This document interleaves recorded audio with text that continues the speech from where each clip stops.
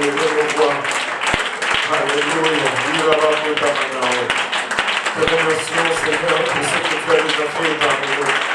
Te remercions, Seigneur, pour la clarté de ta parole. Père, alléluia, malgré, Seigneur Jésus-Christ, notre nature récalcitrante, Seigneur, tu permets que cette parole soit absorbée, Seigneur. Aide-nous encore une fois, Seigneur Jésus-Christ, et dirige, Seigneur, nos pas, Papa, apporte-nous sagesse sur une direction, Papa, que nous puissions tous construire, Seigneur. Alléluia. Et que ta gloire puisse rayonner davantage. Que ta gloire puisse rayonner davantage, Père. Alléluia. Au nom de Jésus. Au nom de Jésus. Au nom de Jésus. Alléluia. Et vous pouvez vous asseoir. La Bible nous dit comme une brebis qui va à l'abattoir. Ainsi était le Seigneur. Il n'a dit aucun mot. Et je me sens comme une brebis qui va à l'abattoir. Alléluia. Mais je rends grâce à Dieu pour ce moment. Et où au fait, honnêtement, je n'ai pas beaucoup à dire. Je vais juste parler un tout petit peu, partager peut-être 2 ou 3 versets, mais on va être plutôt conduit par vos questions et vos préoccupations. Et puis après cela, la sœur Solange va nous faire un témoignage. Et voilà, donc on a, pour cela peut-être à la fin on va changer un peu le format, mais on va aller dans la parole du Seigneur et on va continuer sur ce sujet de la pureté. Et on va lire Proverbe 1, verset 7.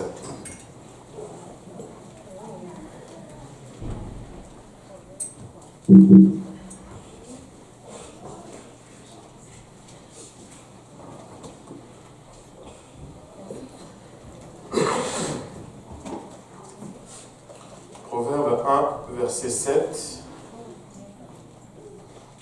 La Bible nous dit ceci: la crainte de l'Éternel est le commencement de la science.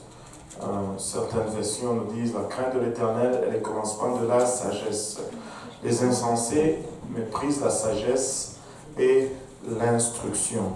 Et si on saute au verset 22, il nous dit: jusqu'à quand, stupide, aimez-vous la stupidité? Aimerez-vous la stupidité? Jusqu'à quand les moqueurs se plairont-ils à la moquerie et les insensés haïront-ils la science? Tournez-vous pour écouter mes réprimandes. Voici, je répandrai sur vous mon esprit. Je vous ferai connaître mes paroles, puisque j'appelle et que vous résistez, puisque j'étends ma main et que personne n'y prend garde, puisque vous rejetez tous mes conseils et que vous n'aimez pas mes réprimandes. Moi aussi, je rirai quand vous serez dans le malheur, je me moquerai quand la terreur vous saisira. Maintenant, le but de ce que je vais partager avec vous aujourd'hui, c'est tout simplement l'obéissance. Est-ce qu'on peut tous dire l'obéissance? L'obéissance. Qu'est-ce que signifie l'obéissance? Oui, Jade.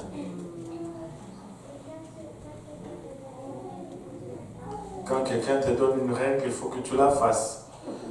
C'est simple, de la bouche d'un enfant. Quand quelqu'un te donne une règle, il faut que tu la fasses. Ouais, Jessica, tu as une... Suivre tous les commandements et les règles que Dieu nous a données. Donc, simplement, ok, ouais, on va avoir besoin d'un deuxième micro si on a besoin de faire les questions et faire intervenir l'audience. Maintenant, je vais d'abord fermer lui parce que sinon ça fait l'écho. Maintenant, vous savez, j'ai déjà beaucoup partagé aujourd'hui parce qu'il y a eu des questions à gauche, à droite, c'est que je vais parler, mais je veux revenir juste sur ce point et mettre cela ensemble c'est que si nous regardons en arrière, la plupart des problèmes ou des situations, des circonstances que nous avions vécues, qui n'allaient pas dans le sens que nous voulions aller, auraient pu être évitées si nous avions tout simplement écouté l'instruction. La plupart des crises qu'on a eu à gérer, ce n'était pas des surprises. Parce que déjà, au départ, on faisait face à une situation à laquelle on a donné des instructions. Ces instructions sont selon la parole de Dieu, mais l'instruction n'a pas été respectée. Maintenant, quand l'instruction n'est pas respectée, on récolte les conséquences. C'est ce que Proverbe 1 nous a décrit. Maintenant, aujourd'hui, nous sommes en train de parler de relations entre hommes et femmes et comment rester pur et comment le faire à la façon de Dieu.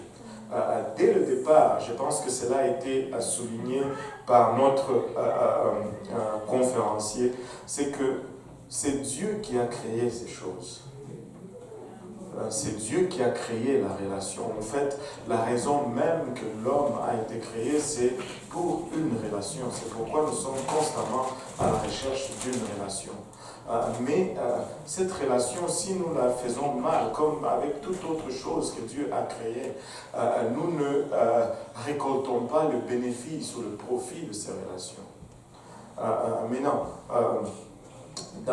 dans cette relation entre hommes et femmes, il y a des étapes où la plupart d'entre nous sommes arrivés ici, où l'innocence n'est plus là, on a perdu l'innocence, on a acquis la conscience, on a même acquis plus que la conscience, on a acquis la connaissance de certaines choses, mais il y a deux aspects, il y a deux choses, il y a les principes de Dieu, Dieu qui nous a créés, et notre nature avec laquelle nous luttons. Maintenant, notre nature avec laquelle nous luttons nous donne des impulsions, nous donne des désirs, nous pousse à rechercher ceci.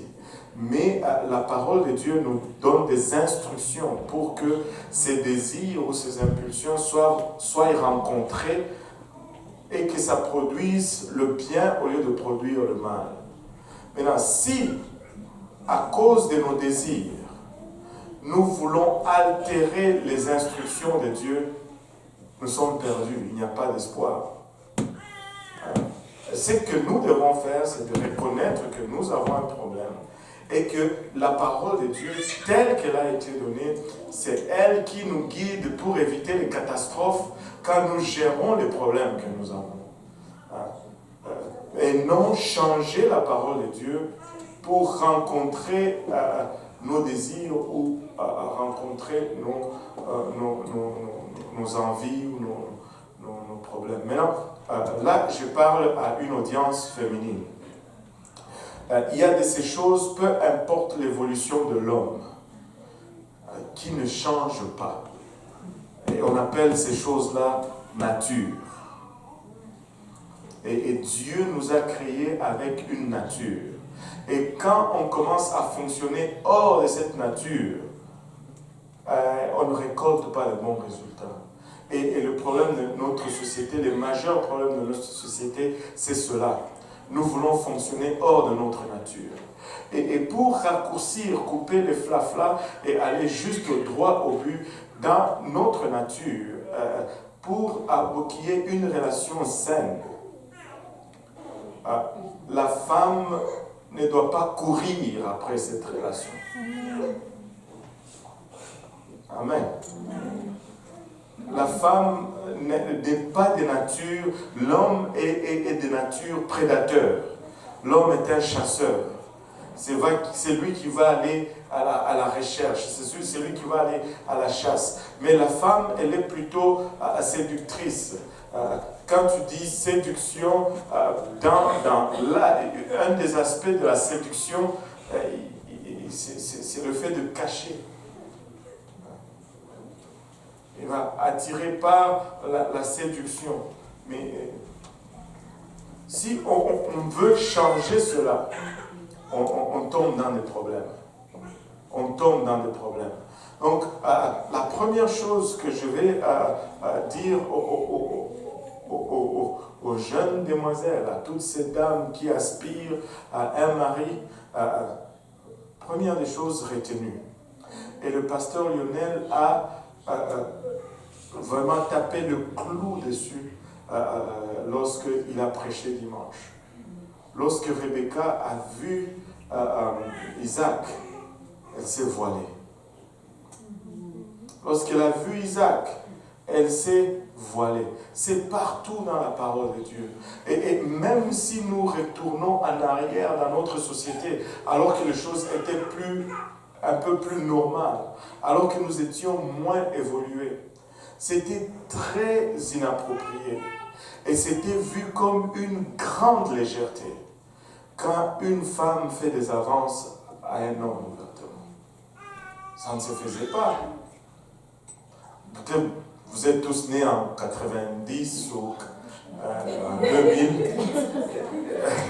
Et c'est là, je vous dis ça, vous êtes comme quoi? Non, mais oui, ça ne se faisait pas.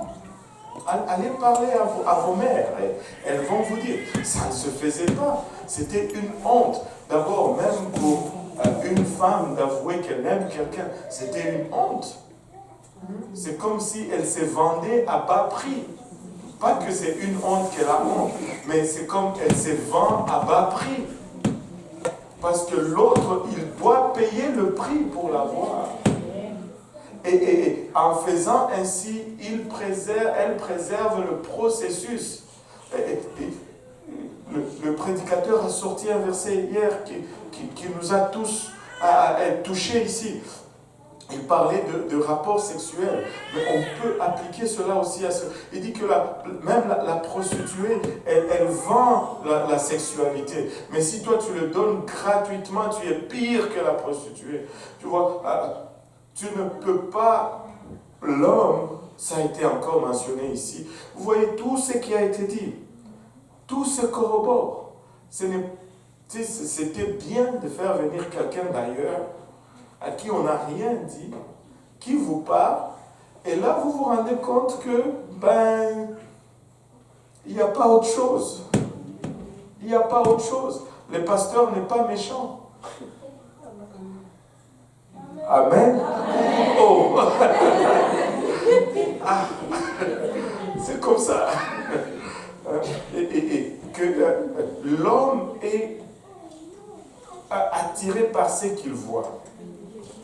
Un homme fonctionne comme ça. Ce n'est pas qu'il est pervers, mais c'est comme ça qu'il fonctionne. L'homme est attiré par ce qu'il voit. Donc, dans le processus, il voit beaucoup.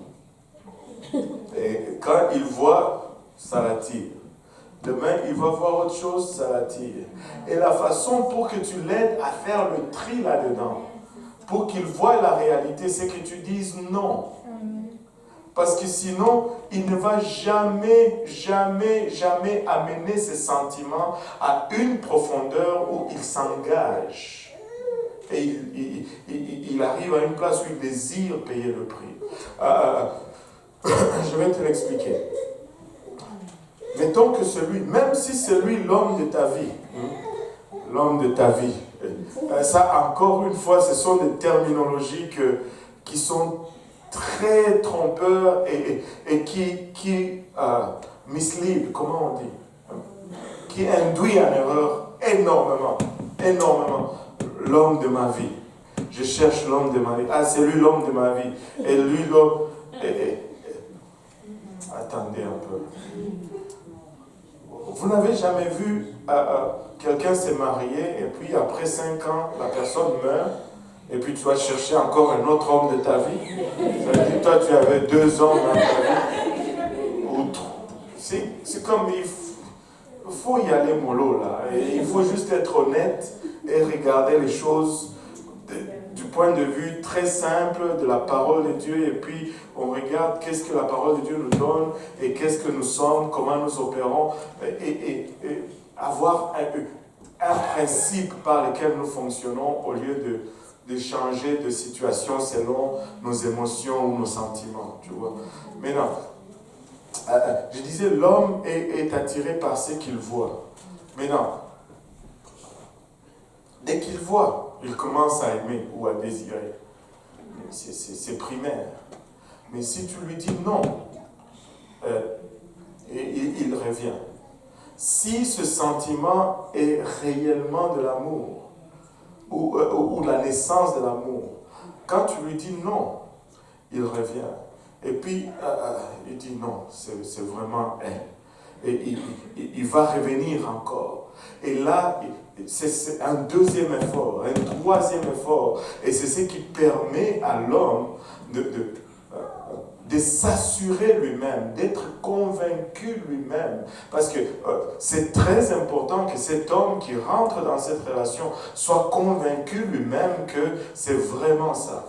Mais si toi, dès le départ, tu dis oui, oui, vous allez peut-être vous marier, mais il ne va pas développer cette conviction avec lui-même. Et tu vas arriver à un moment donné, le monde appelle ça la crise de la quarantaine. Il se retrouve maintenant dans ce mariage sans avoir passé par toutes les épreuves pour avoir la certitude de ce qu'il y a dans son cœur, mais il a déjà le trophée, il a déjà le prix, il a déjà le résultat escompté. Et là, en moindre épreuve, il commence à se demander maintenant, est-ce que c'est vraiment c'est là où se trouve mon cœur? Or, s'il n'avait pas fait cette épreuve, s'il n'est pas passé à travers ce moment difficile, à quoi est-ce qu'il va regarder pour maintenant se dire, oui, c'est ça? Et je sais que la peur que vous avez tous dit, si je dis non, il y a sœur telle qui n'attend qu'à sauter sur lui. Écoute, laisse-la sauter sur lui. Si ça arrive comme ça, c'est que c'est mieux que ça arrive maintenant, plutôt que ça arrive lorsque tu es déjà engagé et que tu as déjà 2 enfants. C'est mieux que ça arrive maintenant. Si il n'arrive pas à faire grandir ses sentiments pour toi, c'est qu'il n'était pas pour toi. C'est qu'il n'était pas pour toi. Et l'autre chose que je veux vous dire, et ça, il faut faire vraiment essayer de me suivre là-dessus et de comprendre, vous allez vous éviter beaucoup de convictions.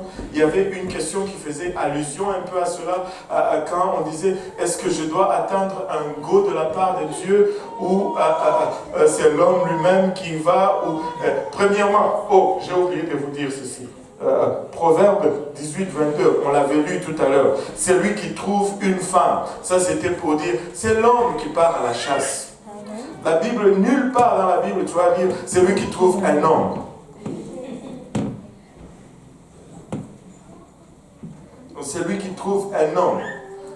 Valorisez votre être, votre personne. Et, écoutez, laissez-moi vous dire, moi je suis un homme.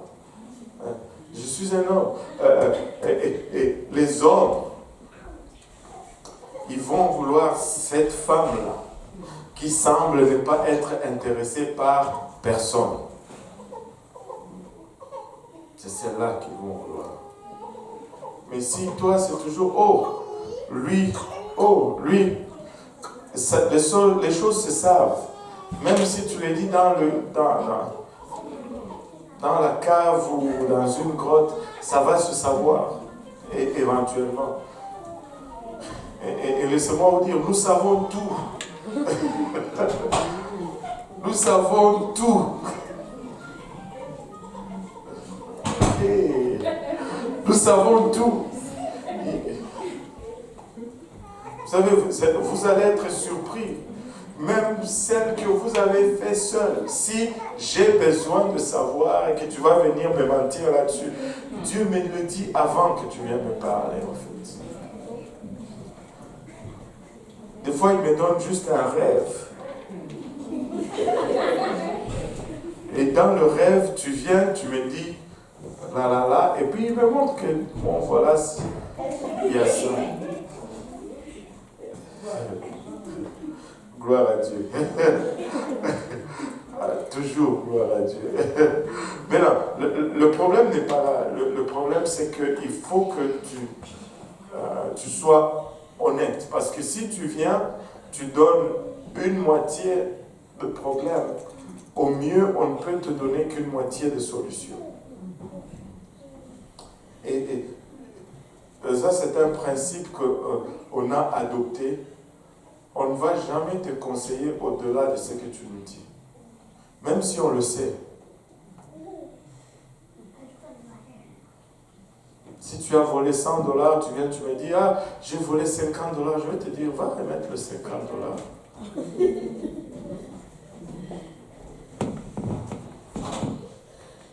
Alléluia.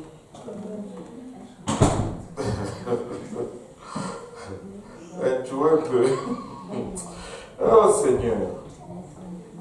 Ah Seigneur. Maintenant, laissez-moi vous présenter cette autre chose. Que tout le monde dise volonté. Dieu t'a donné une volonté. Amen. Est-ce que tu serais content si quelqu'un venait te voler ou te forcer cette volonté? Non. Maintenant, pourquoi est-ce que vous vous acharnez de fois à voler la volonté de quelqu'un? Et je vais vous expliquer. Quand il y a deux volontés, il faut que tu changes ta façon d'approcher les choses. Mais là, regarde, si Dieu vient, il te dit, Imani, je veux que tu sois, là tu es célibataire, hein? Ouais. Je veux que tu sois missionnaire au Congo.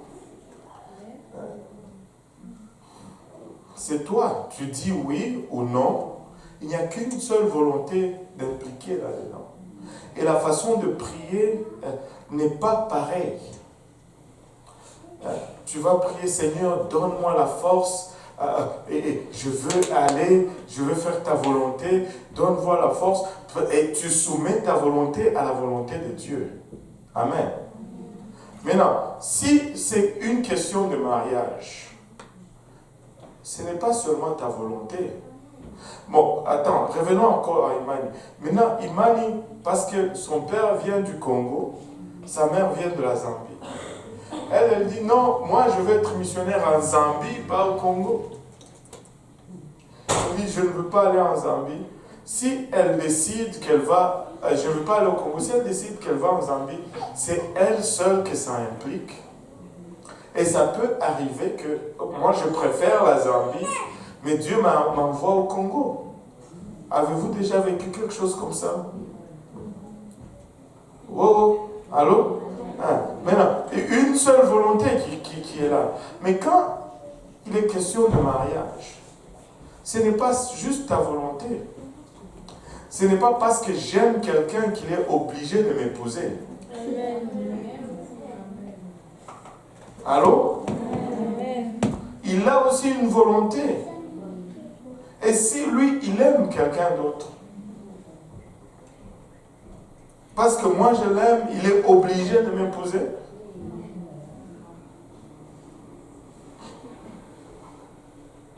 Allô?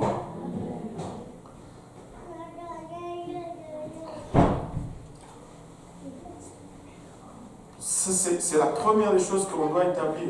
Il y a deux volontés en jeu. S'il y a deux volontés, tu ne peux pas prier pour mettre l'autre volonté en prison. Là. Tu ne peux pas prier Dieu pour mettre l'autre volonté en prison pour satisfaire ce que toi tu ressens.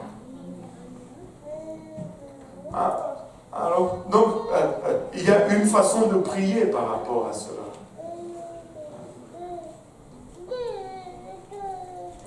Deuxième de chose, chose qu'on entend très souvent, et moi, que je ne crois vraiment pas beaucoup. Oh, Dieu m'a dit que c'est elle qui va être ma femme. Dieu m'a dit que c'est lui qui va être mon mari. Mollo. Mets le break là sur ton affaire là. Pourquoi Dieu va te dire à toi et il ne va pas dire à l'autre? Il y a deux volontés d'impliquer là-dedans. Il est à moi. Regarde pas. Juste la sœur qui passe à côté du frère qui lui dit bonjour. Wow!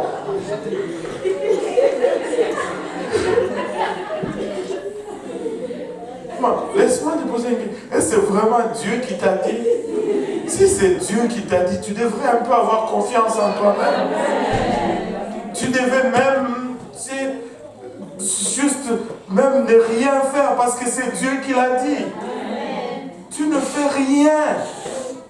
Si c'est Dieu qui l'a dit, Dieu est assez puissant pour faire arriver les choses. Si c'est Dieu qui l'a dit, ton attitude va être complètement différente. Tu ne vas pas perdre le sommeil là-dessus.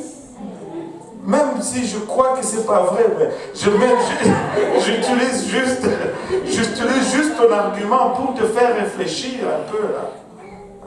Parce que moi je ne crois pas que ça marche comme ça. C'est juste la façon européenne d'enlever les mots, ok?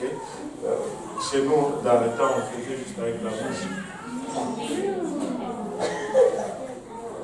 Comment ça, Yann? C'est comme ça que tu as envie aujourd'hui. Tu as survécu grâce à ça. Mais là, il y a toute une technique, des pompes, des tuyaux. Aïe, aïe, aïe. Bon. Il n'est pas content du tout, tu vois. Il fallait le faire à l'ancienne façon. Alléluia. Mais non, quand il y a deux volontés en jeu, et que toi tu commences à avoir de sentiments pour quelqu'un, prie plutôt d'abord pour toi, pas pour l'autre. Et puis, bon, une des choses que le frère Woodward a mentionné, c'est que quand les longues fiançailles, ça ne marche pas. Les longues, c'est juste augmenter l'opportunité de pécher. Donc techniquement, Dieu ne va pas te dire aujourd'hui, tu as 16 ans, que tu vas te marier dans 44 ans avec telle personne. Ça ne marche pas vraiment comme ça. C'est très rare que Dieu va te dire, et très souvent quand il te dit des choses qui viennent il y a longtemps, c'est juste pour te garder dans un chemin et il ne te donne même pas tous les détails. Regardez comment Abraham, tu vas avoir un enfant. Et puis après, ça ne sera pas un enfant adopté. Et puis après, ce n'est pas un enfant avec une servante. C'est Sarah. C'était progressif.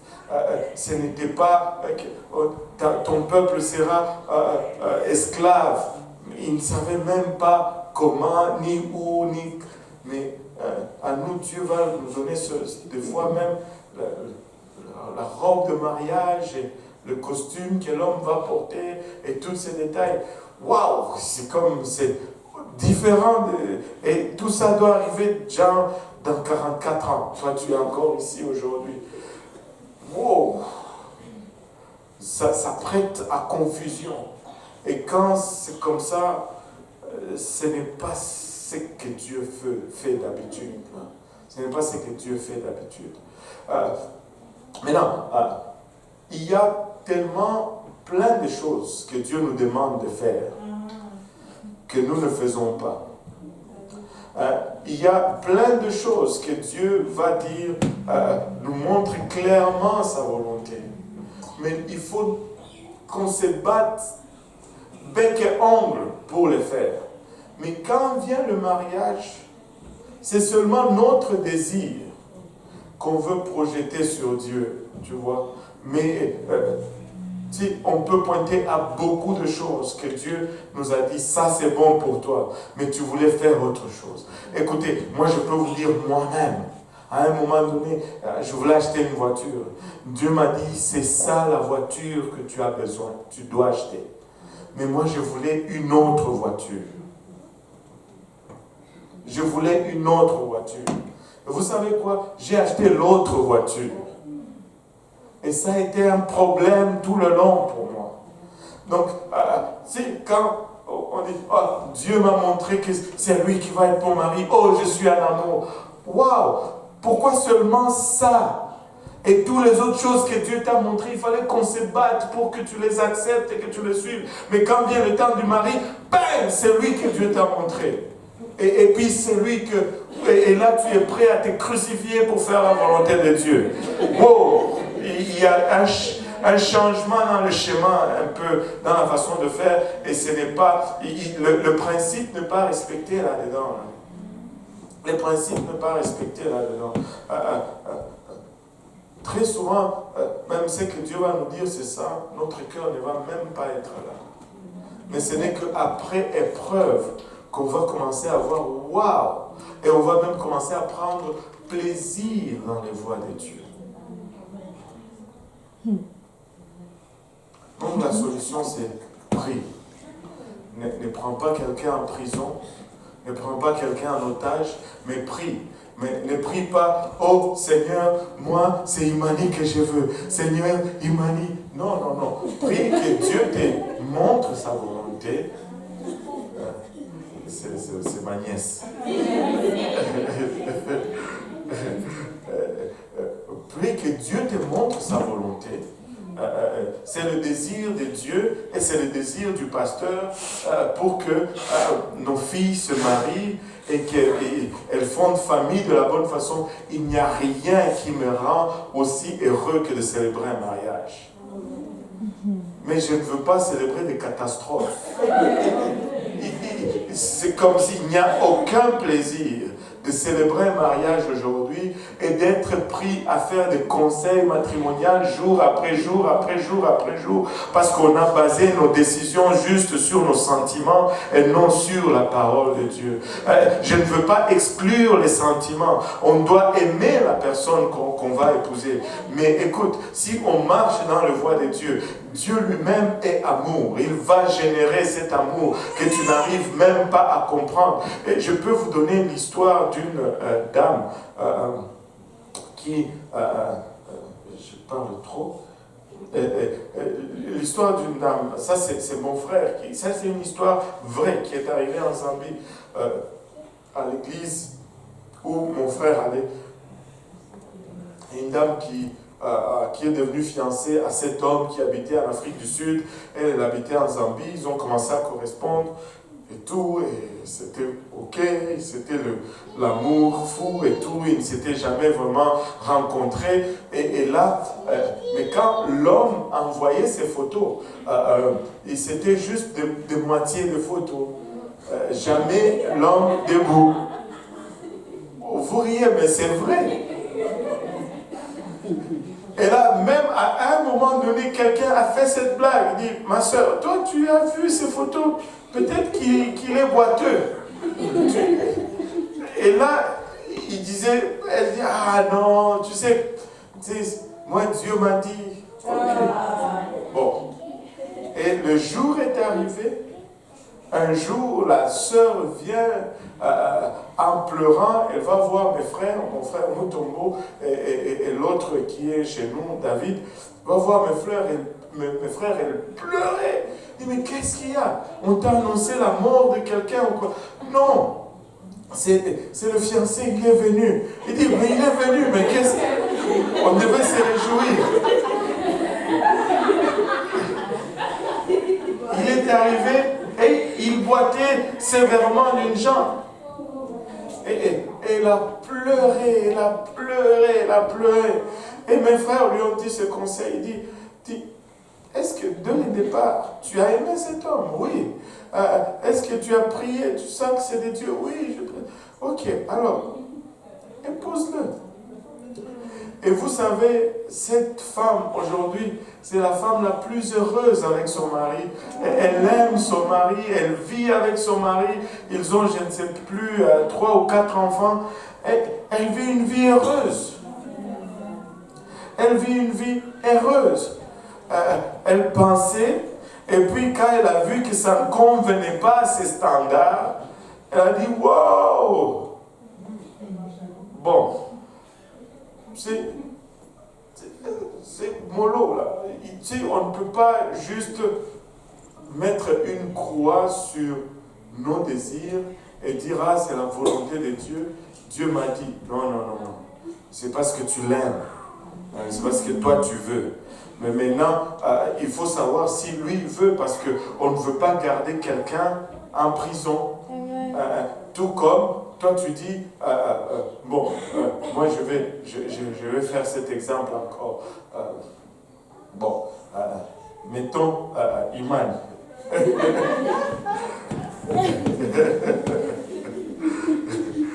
Qui arrive comme ça là? Je vais prendre la personne comme ça. Moi, Justine. Je vais prendre Iman. Maintenant, Iman il dit, ah, oncle, moi j'aime. Ok, qui est-ce que je peux prendre? Je vais éviter des problèmes. Mehdi, David. Non, Mehdi il est déjà marié. Non, attends, je vais trouver quelqu'un. Juste un gars fictif. Donc si c'est un gars fictif, s'il n'y a pas de... Il n'y a pas de pistes là-dedans. Il n'y a pas de pistes là-dedans. Oui. Mettons, Iman dit, ah, moi j'aime le frère Joël. Moi, tu vois qu'il y avait des pistes là-dedans. Il dit, moi je vais épouser Joël. Dieu m'a dit, c'est Joël. Et elle commence à prier. Mais là, on va voir Joël. Joël dit, oh, pasteur, moi c'est Esther.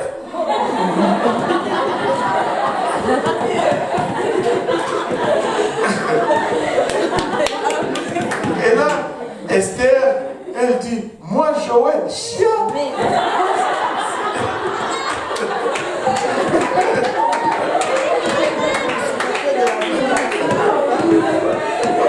Moi c'est Yannick que je veux.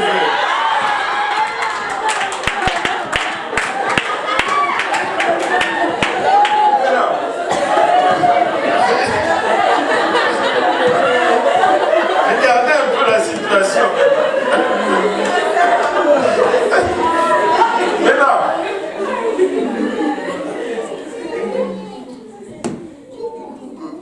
Maintenant, tu sais, on va suivre la volonté de qui là-dedans? Si on suit les volontés, on va mettre quelqu'un en prison. On va mettre, quand je dis en prison, mais dans un mariage qui ne veut pas. Il y a 2 volontés en jeu. Et écoute, ne marie pas quelqu'un si moindrement il va être en prison. Ça ne va jamais marcher.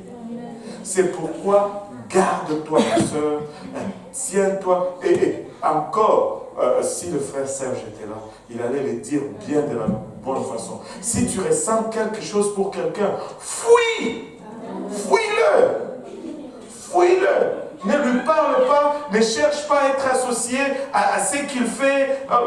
Ici, il fait telle chose, toi, maintenant c'est le ministère que tu veux. Si il fait les caméras, toi aussi tu deviens intéressé à la photo. Non! Arrête ces jeux-là. C'est pas ça. Fuis-le. Fuis-le.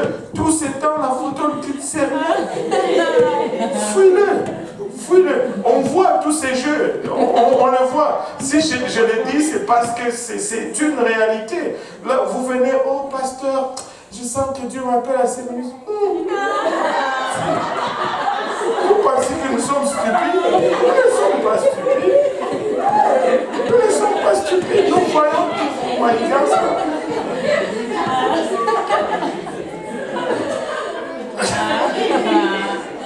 Juste fuis. Couvre-toi.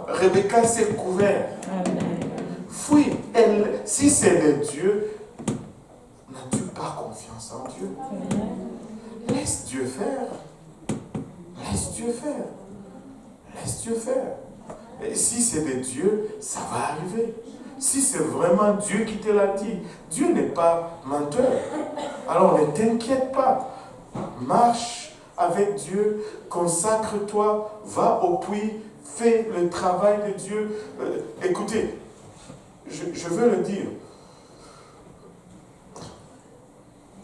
L'homme, naturellement, il cherche certaines qualités dans une femme. Et une femme, naturellement, cherche certaines qualités dans un homme. Regardez, aux hommes, j'avais parlé, je leur avais dit leurs choses. Mais écoute, un homme aime manger. Mais non, moi, ça me choque, ça me bouleverse et ça me fait mal. Quand je parle à quelqu'un, et ça m'est déjà arrivé à 2-3 reprises, tu parles à une fille, man, tu as cuisiné. Ah, moi je n'aime pas cuisiner, pasteur. Tu le dis même à haute voix. Tu dois avoir honte de cela. Écoute, ce n'est pas normal. Ce n'est pas l'homme qui a les seins pour allaiter le bébé là. La nature nous parle à haute voix.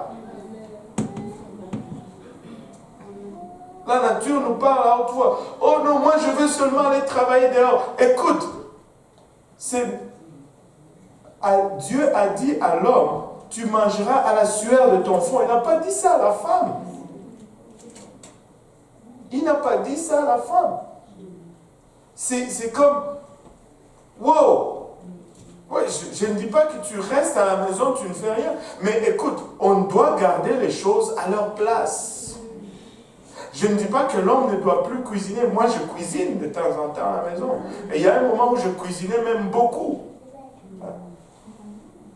Mais que tu dises, je n'aime pas cuisiner, même si c'est vrai, force-toi. Ne le dis pas tout haut. Cache-le. Tu devrais avoir honte. Tu ne devrais pas être fier de cela. Si vous allez m'appeler un dinosaure, un homme du vieux temps, appelez-moi comme ça. Mais je sais que c'est comme ça dans la Bible. Et c'est comme ça dans la nature. C'est comme ça. Il y a de ces choses que tu dois juste t'appliquer à faire. Pas que tu les aimes ou pas. Moi, je n'aime pas travailler. Mais si je ne travaille pas, ma famille ne va pas vivre. Je n'aime pas travailler. Mais je dois aller travailler. Parce que j'ai 4 bouches, enfin 6 à nourrir. J'ai oublié ma bouche et celle de ma femme. On doit manger à la maison, on doit payer des factures. Ce n'est pas par plaisir. Waouh, je suis tellement content, je vais travailler. Non, c'est un besoin à rencontrer. C'est un besoin à rencontrer. Maintenant, avec l'aide de Dieu, tu vas trouver des moments où tu trouves plaisir là-dedans. D'autres jours, c'est moins agréable à faire. Mais c'est une nécessité, tu le fais. Et c'est tout. Et quand tu le fais, plus tu le fais. Et tu vas voir qu'il y a vraiment des moments où tu trouves du plaisir là-dedans. Il y a des moments où tu cuisines et puis c'est agréable à faire. C'est agréable à faire. La vaisselle, je ne sais pas trop, mais il faut la faire quand même. Il faut la faire quand même.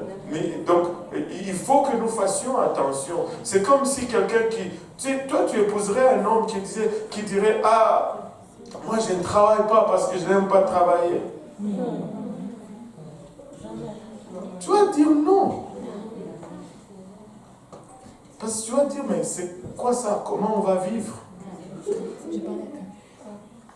Ah, mais c'est pareil aussi dans l'autre sens.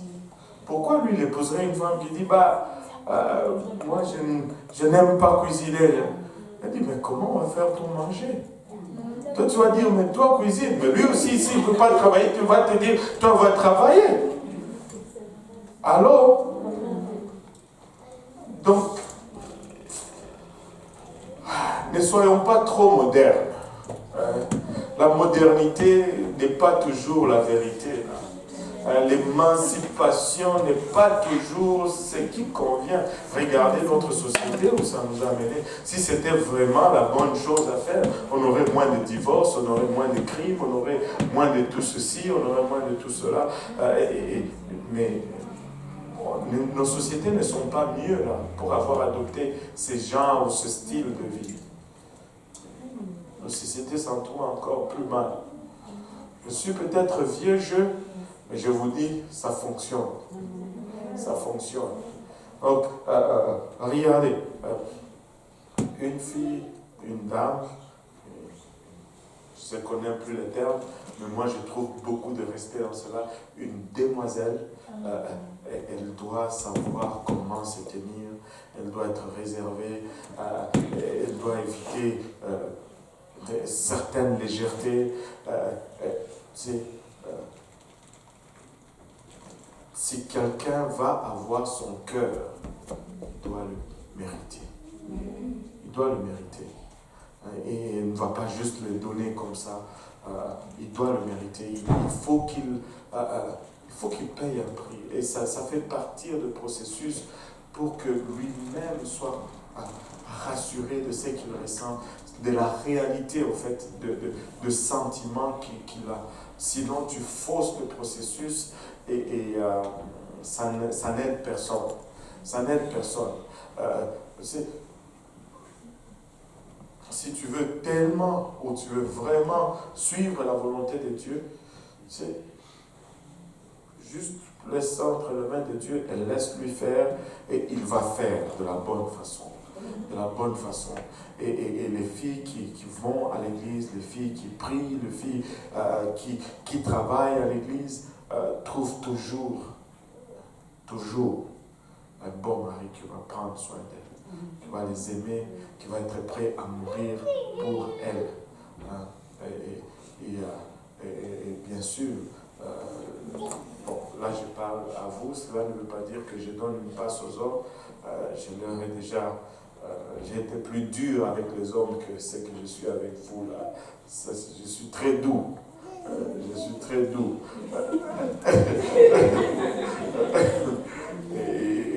Et parce que moi, vous pouvez, ça je le dis clairement, moi je donne très peu de services aux hommes parce que je crois que c'est nécessaire pour qu'ils deviennent des hommes. Mais je vais prendre tout le temps pour servir les dames parce que je crois que c'est comme ça que ça doit être. C'est comme ça qu'il doit être. Un homme, ça doit prendre l'autobus. Il doit devenir un homme. Une femme, on va la reconduire.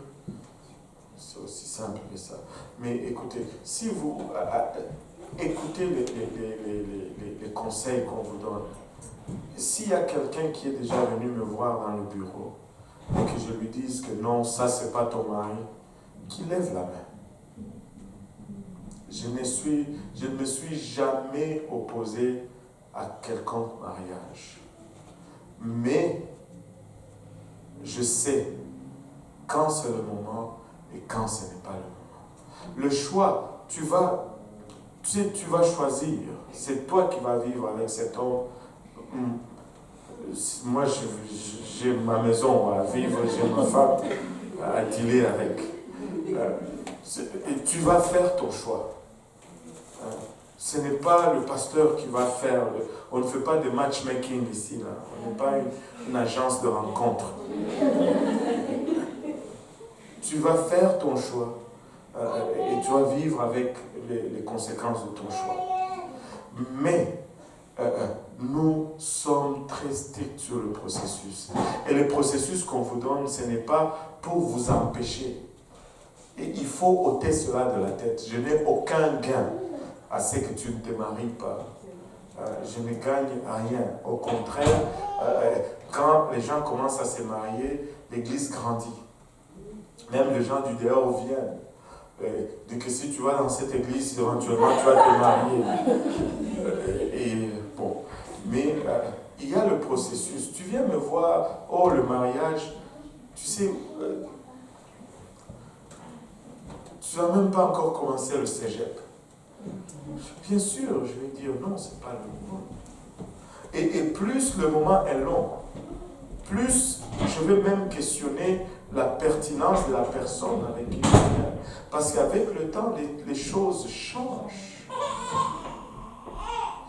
notre mariage est 7 ans en arrière, en avant, je veux dire. Et toi, tu veux me dire vraiment que là, c'est lui là. Mettons que tu aimes les hommes clairs. Et que lui, il est clair, là, il est dans l'église. Puis 3 ans après, tu dis c'est lui. 3 ans après, il y a un autre homme plus clair que lui qui est.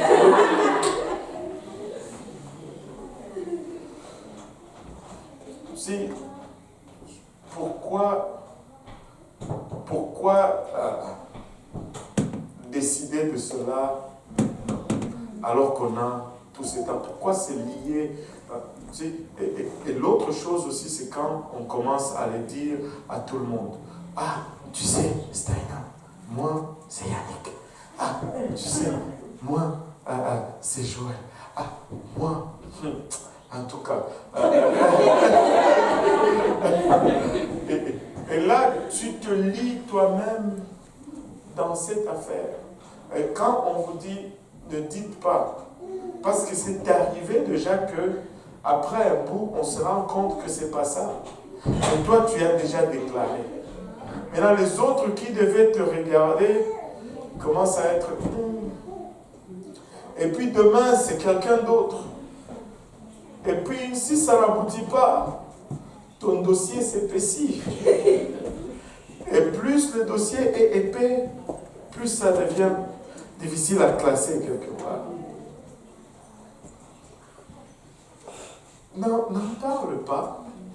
Si c'est vraiment, ça devient insupportable, va parler à maman pasteur, comme on a dit tantôt. Tu ne peux pas parler au pasteur parce que, bon, lui, il est trop direct. Va parler à maman pasteur. Ne va pas parler à Imani. Peut-être qu'elle-même aussi, elle a le regard sur la même personne. Ces choses, on vous les a dit et redit et redit. Mais c'est la même chose qui revient et encore et encore et encore. Ah, pasteur, moi, Dieu m'a dit. Waouh! Dieu venait de dire il n'y a pas longtemps. Comme quelqu'un qui m'a dit une fois que c'est dans ce temps vraiment qu'on voit que Dieu parle beaucoup. Parce que ici, Dieu m'a dit, là, Dieu m'a dit, ici. Et il parle partout. Waouh! Et moi, quand je dois prêcher, je dois galérer pour qu'il me parle. Je ne comprends jamais ce phénomène. Ah, vous, il parle tellement facilement. Relax. Juste, garde-toi. Une femme ne court pas après un homme. L'homme court après la femme. Ça, c'est le premier principe. Si tu dois commencer à faire des choses pour... Oh, c'est un mauvais départ. C'est un mauvais départ. Et si il est vraiment à toi, laisse-le courir. Parce que il en a besoin du processus. Et ça va te servir à long terme. Et tu te dis, mais pasteur, le temps passe. Écoute, mieux vaut même jamais se marier que de se retrouver dans un mauvais mariage. C'est mieux d'être célibataire que d'être mal marié. Ça là, je peux te le promettre. Ne vous compromettez pas. Moi, je voulais vraiment vous parler sur ce point de relation. Et puis, soyez honnête. Dites la vérité. Pas, quand tu donnes une partie de la vérité, tu as menti. Parce que tu as donné une partie de la vérité. Et très souvent, même si Dieu ne me dit pas, et Dieu ne me dit pas tout, n'ayez pas peur, mais j'ai quand même du bon sens. Quand on me dit une histoire qui ne fait pas du sens, je le sais, ça ne fait pas de sens. Je le sais, qu'il manque de goût à cette histoire. Parce que les choses n'arrivent pas, il y a toujours une logique dans les choses. Il y a toujours une logique dans les choses. Si tu gardes des pièces, je veux savoir que il manque de pièces au puzzle. On ne peut pas te donner un puzzle qui manque de pièces et puis ça ne marche pas. Il manque de pièces. Il manque des pièces. L'information est incorrecte ou bien elle est manquante. Mais quand tu fais cela, on le sait. Parce qu'il y a une logique qu'un homme fonctionne et une logique qu'une femme fonctionne. Et quand il manque des pièces, cette logique n'est pas respectée. Point final. Et quand ce n'est pas respecté comme ça, on sait qu'il y a quelque chose qui manque. Donc, et on va vous donner quand même des conseils. Et vous allez penser que vous êtes très malin ou maligne, mais on le sait. Parce qu'il manque de vous. Il manque de vous. Et très souvent, c'est comme ça. Et puis, on l'observe aussi par ton comportement. Donc, nous voulons la réussite de tout le monde. Il n'y a rien d'aussi gratifiant que de voir des jeunes qui viennent, qui rentrent, qui grandissent dans le Seigneur et qui se marient, qui fondent famille et que tu commences à faire la dédicace de leurs enfants et après tu vois les enfants à l'école du dimanche. Il n'y a rien d'aussi gratifiant. Est-ce que je m'attends à ce que vous ayez une marche parfaite? Non, 1000 fois non. Mais je m'attends à une sincérité de votre part. L'erreur ne me dérange pas beaucoup, là. Mais cette malhonnêteté, ça blesse, ça fait saigner le cœur. Des fois, vous ne le réalisez pas, mais ça fait très mal. Ça fait très mal. Ça fait saigner le cœur. Donc, juste soyez honnêtes, sincères. On est là pour aider tout le monde. On est là. Votre réussite, c'est notre réussite. Et si vous échouez, j'ai échoué comme pasteur. C'est aussi simple que ça. Et moi, je ne veux pas échouer comme pasteur. Je veux voir tout le monde prospérer à tous égards. Je veux voir des familles solides. Je veux voir des références, des modèles. Je voudrais qu'on arrive à une place où quelqu'un vient à l'église, on dit, va rester dans la famille, je ne sais pas moi, des Mani et Yannick, par exemple. C'est juste... ok, on s'entend. Va rester dans la famille des Manuela et je ne sais pas moi, avec Yo-Yo. Bon. Une famille solide dans laquelle tu regardes, que tu peux confier une âme va rester là un mois et puis tu sais qu'elle va sortir de la forte. Et c'est ça la force de l'Église. C'est ça la force de l'Église. Mais si on regarde à gauche, on ne veut pas mettre quelqu'un là, on regarde à droite, qu'est-ce qu'on est en train de faire? Qu'est-ce qu'on est en train de faire? Qu'est-ce qu'on est en train de faire? Tu sais, on vous aime beaucoup. Vous n'imaginez même pas combien on vous aime.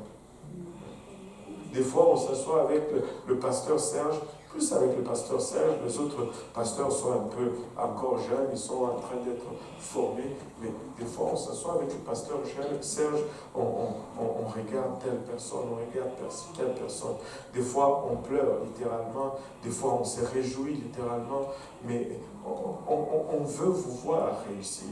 Il n'y a aucun gain à vous voir ne pas réussir. Et c'est ça. Donc, est-ce qu'il y a des questions? Oh boy.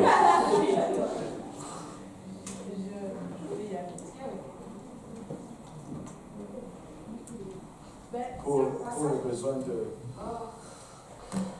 quand on commence à sortir une Bible battue comme ça, c'est chaud. C'est un passage que j'avais lu et je me demandais si c'était comme pas une malédiction qui était tombée sur nous. Dans le sens dans Jérémie. Sur moi? Non, sur les femmes. Ah, ok. Dans Jérémie 31, 22, il dit: Satan seras-tu errante fille égarée, car l'Éternel crée une chose nouvelle sur la terre, la femme recherchera l'homme. Regarde, il dit d'abord, dès le départ, c'est parce que les conditions que Dieu avait établies ne sont plus. Les conditions que Dieu établit... non, ça, c'est pas ça, c'est pas le C'est ça. Déjà, dès le départ, les conditions que Dieu a établies ont été bafouées. Il se plaint d'abord de ce qu'on marche contrairement à ce qu'il lui a établi. Et puis là, il te dit les conséquences. Maintenant, si tu reviens et tu marches de la façon que Dieu a établie, tu n'as pas peur de ces conséquences. C'est-à-dire, l'homme qui pêche ira en enfer. L'enfer est là. Mais si toi tu ne pêches pas, tu ne vas pas aller en enfer. Marche droite. Marche droite. Et tu verras la main de Dieu. La parole de Dieu est un ensemble de règles et de promesses. Si tu fais ça, voilà ce qui va arriver. On est en train d'étudier cela, les proverbes et les probabilités. Tu sais, la parole de Dieu va te dire, si tu travailles, tu vas devenir riche. Le paresseux s'appauvrit. Mais tu vas voir que des fois, les gens vont travailler, mais ils vont jamais être riches. Et d'autres qui sont paresseux, qui prospèrent parce qu'ils sont nés à la bonne place au bon moment, ou parce qu'ils sont escrocs ou quelque chose. Mais on peut voir des fois des décalages, parce que ce sont des probabilités. Mais le principe est là. Et le principe est là. Quand on suit le principe, on a des résultats. Et ceux qui sont paresseux, qui sont riches, tu vois que leur richesse n'est pas comme la richesse de ceux qui travaillent. C'est une richesse qui vient avec beaucoup de douleurs, avec beaucoup de problèmes. Et le diable va nous balancer ces choses-là parce que nous sommes dans un monde déséquilibré, un monde déchu. Mais ce n'est pas pour cela qu'on va mettre les principes de côté à cause de ces moments d'exception. Tu peux être fidèle et tout, et que tu arrives à 55 ans, tu n'as pas de mari. Moi, je pense que ça ne doit pas être la fin du monde. Tu sais, je ne vois pas en tête un cas de quelqu'un qui a avancé en âge et qui n'a pas... Oui, il y en a. Mais regardez, je vais vous donner un exemple. Tu vas voir non seulement la question de mari, parce qu'après la question de mari, c'est la question des enfants. Tu vas voir des couples qui vont être mariés longtemps, qui n'arrivent pas à avoir un enfant, et ça va totalement les détruire. Mais tu vas voir d'autres couples qui sont mariés longtemps, qui n'arrivent pas à avoir des enfants, mais ils font autre chose. Ils travaillent pour Dieu et ils s'épanouissent et ils grandissent. Tu sais, il y a de ces moments où certaines choses, il faut les accepter. Je ne sais pas si tout le monde va se marier. On n'a pas encore gagné assez de garçons.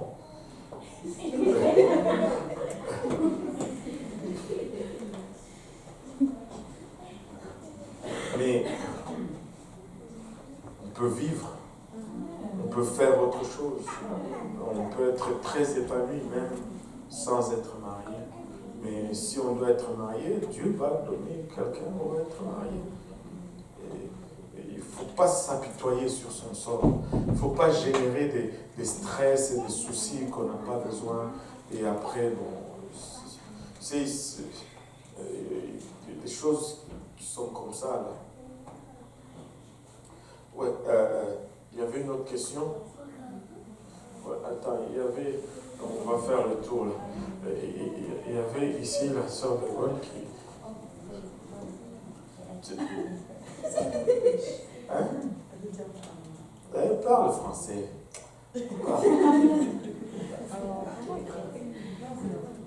Voilà. Mais je voulais demander, est-ce que Dieu peut monter dans un rêve, mais pas le nom des Français, mais... Que tu vas te marier? Oui. Bon, si Dieu peut montrer dans un rêve que tu vas te marier, oui, il peut montrer dans un rêve que tu vas te marier. Mais est-ce que tout le rêve que je vois, que je suis en train de me marier, ça vient de Dieu? Non, pas nécessairement. Il y a des rêves qui viennent de nous-mêmes, il y a des rêves qui viennent du diable. Et surtout si le mariage devient une source de stress pour nous, il va nous balancer cela. Il va nous balancer cela. Il va faire que nous entretenons cette anxiété-là. Et en ce qui concerne les rêves, moi j'ai toujours dit, il n'y a que 3 cas. Et on les traite toujours de la même façon. C'est pourquoi il faut avoir des principes. Les rêves viennent soit de Dieu, soit du diable, ou soit de moi-même. Parce que des fois, c'est mes pensées qui génèrent le rêve. Et moi, j'aime le steak. Donc, si je dors et que je rêve que je suis en train de manger du steak, ce n'est pas nécessairement Dieu. C'est peut-être juste moi-même. Maintenant, si je rêve que je suis en train de manger les bibois, ça c'est un légume terrible là, qui n'est pas bon. Bon, ou les fumbois. Et c'est pas bon. Ça, c'est très bon. Ça, c'est de la pelouse avec du beurre d'arachide. Tu mâches, ça ne finit jamais d'être mâché. C'est très bon. Tu avales tous les jus, ça reste comme la canne à sucre dans ta bouche.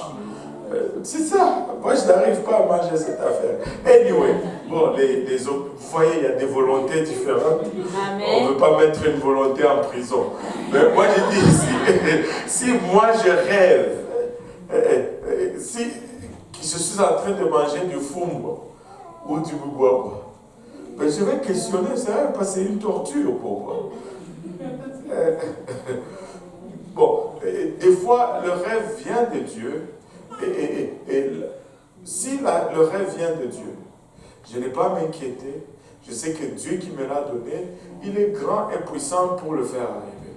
Si ça vient du diable, c'est pour créer. Donc, le premier cas, je ne change pas ma vie pour cela. Là. Deuxième cas, je sais que si c'est le diable qui me donne le rêve, je sais qu'il me fait ça pour me torturer. Donc, je ne change pas ma vie pour cela. Si c'est juste moi-même, je sais que ça va mener à rien, donc je ne change pas ma vie pour cela. Donc, dans les 3 cas, tu ne changes pas ta vie. Parce qu'on ne mène pas nos vies selon les rêves ni les prophéties. On mène nos vies selon la parole de Dieu. Donc je dois prier, je dois aller à l'église, je dois travailler et je dois espérer pour un mari. Et Dieu va me le donner. Et ce n'est pas mauvais, je ne dis pas que c'est mauvais d'espérer pour un mari. Mais il ne faut pas en faire une obsession. Amen. Amen. Ouais. Oui, sortez ici. Je voulais savoir pourquoi il y a autant de discorde par rapport à comment la personne doit se marier. Il y en a qui croient que c'est Dieu qui doit leur dire, il y en a qui croient que mais non, c'est toi qui dois choisir. C'est parce que l'homme est toujours libre de penser ce qu'il veut. Parce qu'il y aura des discordes parce que nous sommes tous libres de penser ce qu'on veut. Mais non, il y en a qui disent que c'est Dieu qui va choisir pour toi. Et ceux qui ne croient pas en Dieu, ils font comment pour se marier? Tu vois? Moi, je pense que c'est un équilibre entre les deux. Que tu fais un choix, mais que tu demandes à Dieu de te guider dans ce choix-là. Pourquoi? Parce que les gens qui disent que c'est Dieu qui doit choisir pour toi, et comme je l'ai dit plus tôt, il y a beaucoup d'autres choses que Dieu a choisies pour eux qu'ils ont refusées avant cela. Tu vois? Mais très souvent, c'est parce qu'ils ont choisi eux-mêmes et ils veulent attribuer cela à Dieu. Maintenant, là, ça devient la chose à faire. Et ça, c'est cette attitude, souvent, que... Je ne dis pas que ça n'arrive pas, mais c'est des cas très rares où Dieu va explicitement dire à quelqu'un, et pour une raison spécifique. Pas juste comme ça, sans raison. Là. Pour une raison spécifique. Et si vous regardez la parole de Dieu, Dieu ne nous ne fait pas les mêmes choses pour nous tous de la même façon. Oui, non.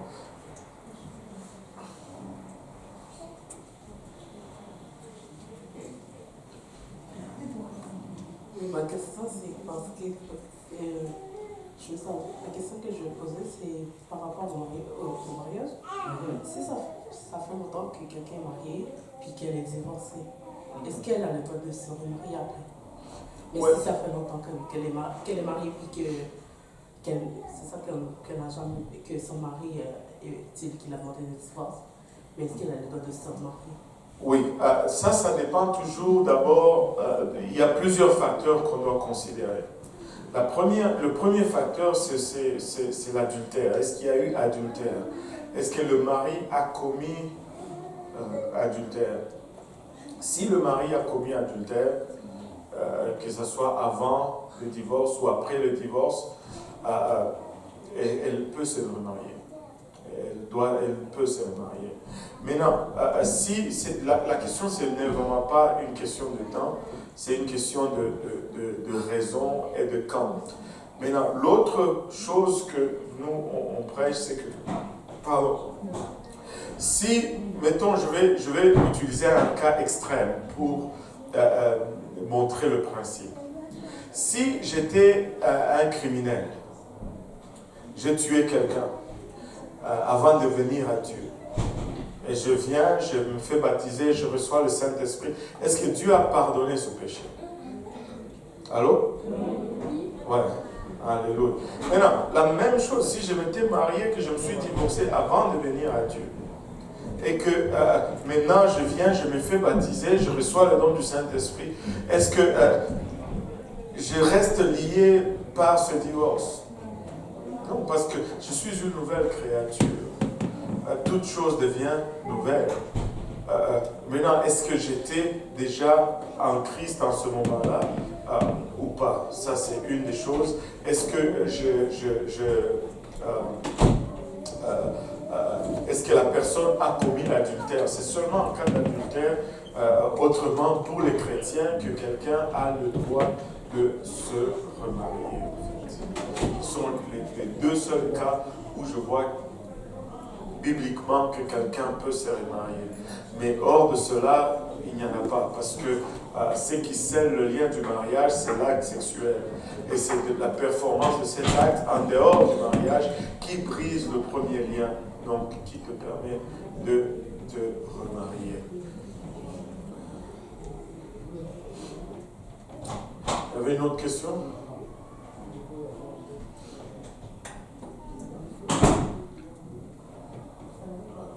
Qui avait une question? Oui, Emmanuela. C'est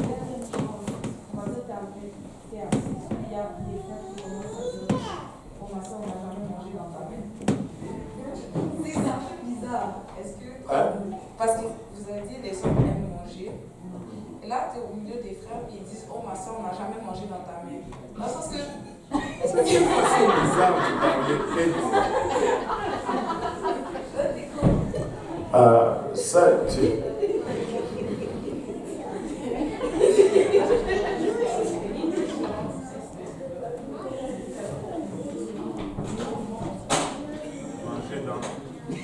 là, je n'ai même pas de batterie. Cette question est tellement. Elle a fini toute la batterie. Tu sais,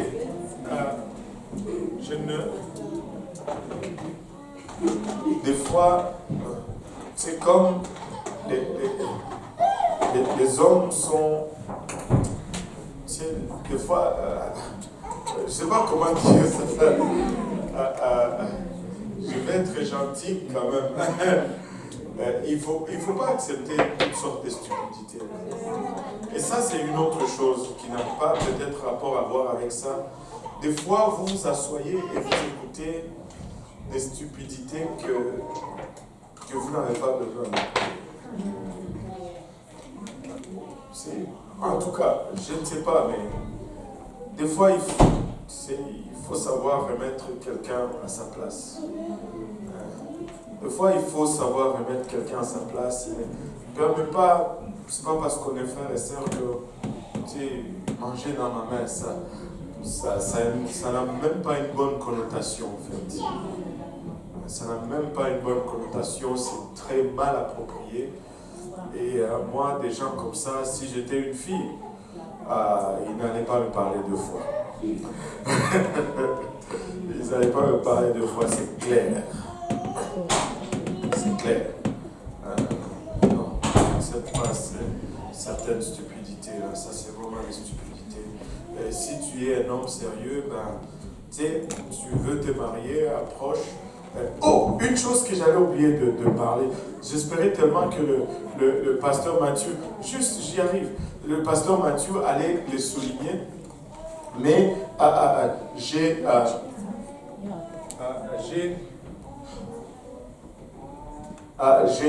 ne sais pas pourquoi il l'a oublié, mais on parlait avec lui des histoires de dates. On parlait avec lui et vous devez comprendre cela et je tiens que vous compreniez parce qu'on a partagé beaucoup dans la voiture et il m'a dit une chose. Et je pense que les gens ont manqué le point. Mais ça, c'est parce qu'il n'a pas mentionné une chose qu'il m'a mentionné.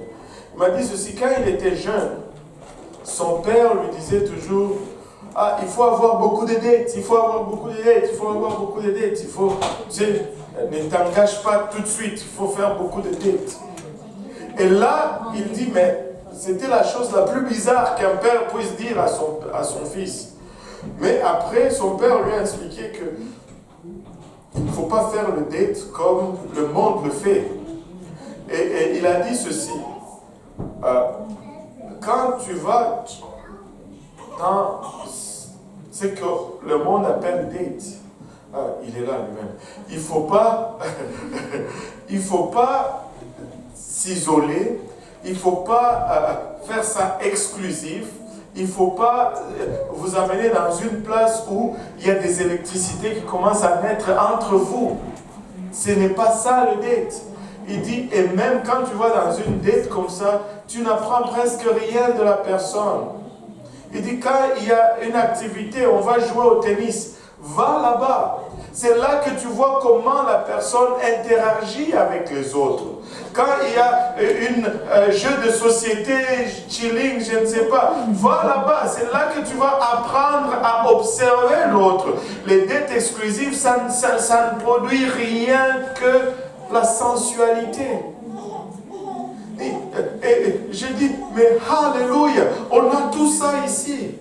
On a tout ça ici. Oh pasteur, comment je vais faire pour les connaître? Oui, mais on a toutes ces activités pour ça. On a toutes ces activités. Vous sortez en groupe. Oh, il y a une sortie pour aller. Je vais exposer certaines choses ici. Il y a une sortie pour aller à Madison, par exemple.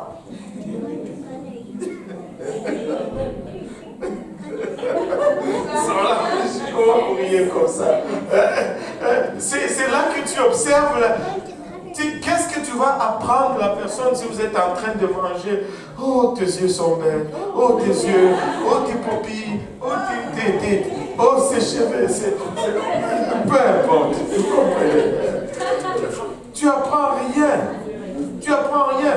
Mais quand vous êtes dans un jeu et que l'autre se blesse, et que le type que tu pensais que c'était lui, le type dit, tu commences à te demander, wow, c'est vraiment lui ou c'est quelqu'un d'autre? Le date, c'est pas être exclusif. JPNL a tellement d'activités dans lesquelles vous pouvez vous entre-observer et connaître les personnes dans un environnement sain. Sain. Sain. Ce n'est pas aller s'enfermer dans un restaurant sombre. Alléluia. Oh, et s'il y a des gens qui ne peuvent pas passer à côté, c'est vous. S'il y a des gens qui ne doivent pas le manquer, c'est vous. Oh Seigneur, aide-nous. Une dernière question, et puis après on va faire quelque chose. C'est pas... tu avais une question? Là-bas aussi? Ok. Ok, deux. Après, sur trois questions. J'ai presque répondu. Ok. Oui, j'aimerais savoir, est-ce que c'est toute personne qui s'approche de nous que nous devons aller dire ça à vous ou à notre pasteur? Il y a de ces personnes. Moi, je vais vous dire ceci. Ça, c'est encore une bonne indication. Il y a de ces gens qui vont t'approcher et que toi-même, tu ne vas même pas avoir besoin de voir le pasteur, ça va être non. Allô? Vous l'avez déjà fait, non? Amen. Mais il y a de ces personnes, quand tu viens souvent voir le pasteur, c'est parce que déjà, ils ont passé quand même leur premier examen. Tu as trouvé digne qu'on va analyser les dossiers. Sinon, tu vas lui dire, hey, écoutez, bon, je ne veux pas être méchant.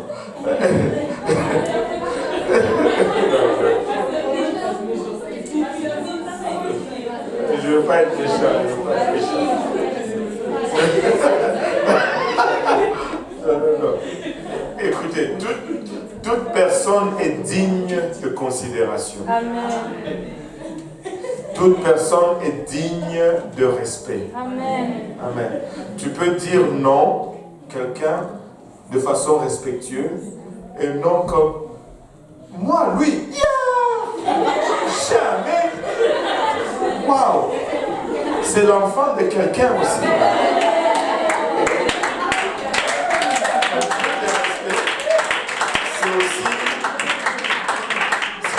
Il est aussi un enfant de Dieu. Là. Jésus est mort à la croix pour lui.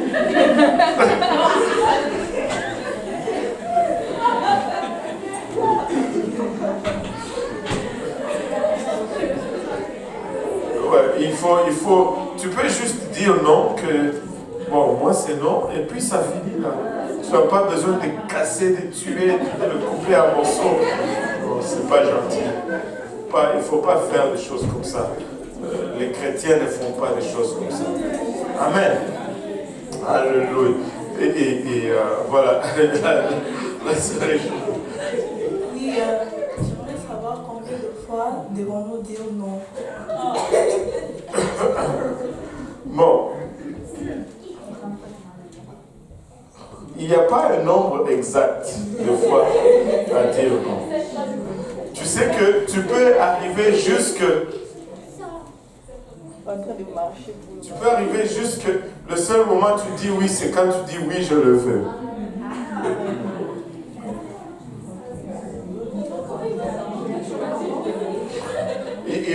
Les hommes, ils sont tellement stupides.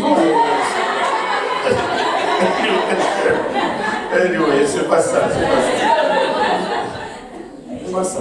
Non, quand tu commences à voir que, bon, après lui avoir dit non à 3, 4, 5, 6, 7, 8, 9, 10, 11, 12, 13, 14, 15, 16,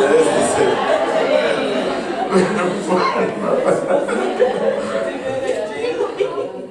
Non, il arrive à un moment où tu vois que la personne a payé le prix. Mais ce n'est pas au premier non que la personne... C'est comme, écoutez. Ah, Eugénie, tu sais, moi... Non. Ah, Eugénie, ok. Non, pas ça. Pas comme ça, là. Ça, c'est pas ça. Laisse-le. Ça va dépendre vraiment de plusieurs choses aussi. D'abord, où tu en es dans ta vie à toi et où il en est aussi dans sa vie. Tu sais, quelqu'un peut t'approcher, il lui reste encore, je ne sais pas, 2 ans à l'école. Ben, tu lui dis non, ça c'est non. Il revient, il lui reste 1 an et 6 mois. Tu lui dis non. Où est-ce que il lui reste 1 an, ça reste encore non. Ça ne veut pas dire que vous ne vous parlez pas, cela ne veut pas dire que vous n'allez pas à la retraite JPNienne ensemble, cela ne veut pas dire que vous ne vous dites pas bonjour, Mais toi, tu n'es pas prêt à aller plus loin. C'est tout. Cela ne veut pas dire non, niet, je ne veux plus voir ta face. Non, c'est pas ça là. Mais non. Il va arriver à un moment où pendant que tu dis non, tu observes un peu la personne. Si tu lui as dit non, Eugénie, et puis demain, il va à Emmanuela lui dit non, et puis il revient encore à Eugénie. Là, tu rallonges les temps. Si, ils veulent nous chasser. Il y a des facteurs que tu ajoutes là-dessus. Et quand tu commences à voir la personne être sérieux, c'est-à-dire, d'abord, même quand tu dis non, au fait, dans ton cœur, tu sais si c'est non et non, et puis si c'est non, et juste attends, pas oui. Pas que le non devienne oui. Le non doit être juste attends, pas maintenant. Et tu ne dis pas toi, non, moi je ne suis pas prêt à me marier. Point final.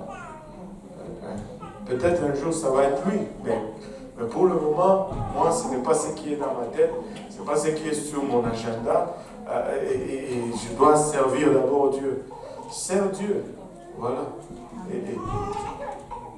Et comme tu avances, c'est dans son comportement, dans sa sérieuxité, est-ce qu'il est en train juste de dire ou il prépare cela?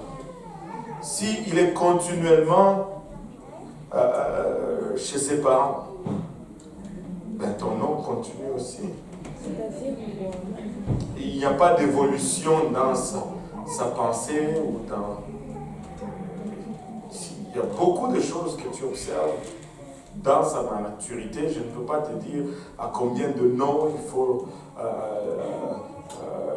y arriver. Il faut arriver à dire oui, mais ça dépend toujours de dans combien de temps ce probable mariage va se faire et comment cette personne aussi mature. Il y a des gens, tu sais, même s'il a fini l'école, mais dans sa pensée, c'est encore un enfant. Et ce n'est pas seulement finir l'école et avoir un travail. Est-ce que pas porter ses pantalons dans la maison et être vraiment un père de famille et un mari? C'est un bandit frappe à la maison, c'est toi qui l'envoie ouvrir la porte. Comme, il faut que tu arrives à la place où tu vois cette maturité aussi, et c'est ça qui va te permettre de dire oui. Et toutes ces choses, je vous dis, toutes ces choses s'observent comme on évolue en public. Parce que cette personne, les caractères que tu veux identifier, c'est comment tu vas vivre avec lui en public. Ce n'est pas comment tu vas être avec lui au restaurant. Et c'est pourquoi on vous dit toujours vos histoires des dates, copains, copines. Ça ne tient pas debout. Ça ne tient pas debout. Mais quand on s'observe pendant qu'on est en train de vivre, tu sais, il y a un travail. Qui place les tables? S'il ne place pas les tables ici, c'est toi qui vas soulever les tables chez toi. C'est clair. Il y a des rénovations ici, tu ne le vois pas aider le pasteur. Écoute, tu vas faire la peinture de ta maison toi-même. C'est des choses que tu observes. Oui, attends. Est-ce qu'il y avait une autre question avant elle? Ok, Stéphanie. J'avais l'impression qu'il y avait une autre. Bon, la question c'est, est-ce que c'est possible d'avoir un copain et de vivre dans la sanctification? Si oui, pourquoi? Non, pas pourquoi, comment? Bon, je vais rectifier un peu la question. Ben, copain, copine, Amen. bibliquement parlant, niet. Non. Comment on dit non en créole? Non. Il n'y a pas quelque chose de compliqué comme non? Rien. Bon, copain, copine, c'est quoi copain, copine? C'est-à-dire une relation exclusive où vous êtes seulement vous deux, C'est-à-dire, vous vous considérez comme mari et femme, mais vous n'êtes pas mari et femme parce que vous n'habitez pas la même place, vous ne dormez pas dans la même chambre. Ça, c'est la chose la plus destructrice. Oublie ça. Ça ne marche pas. Donc, si on n'a même pas ça, mais si toi tu as dit c'est possible d'être copain-copine, c'est possible, mais ce n'est pas ce que Dieu demande. Ce n'est pas ce que Dieu commande. Donc, et ça va juste conduire au désastre, à la fornication, et à la débauche. Il n'y a pas de recommandation, il n'y a pas de guide ou de direction pour vivre une relation copain-copine dans la Bible. Il n'y en a pas. C'est pourquoi ça conduit au désastre. Dieu n'a pas conçu cela. Ça, c'est la conception de l'homme pour dégrader le mariage, en fait.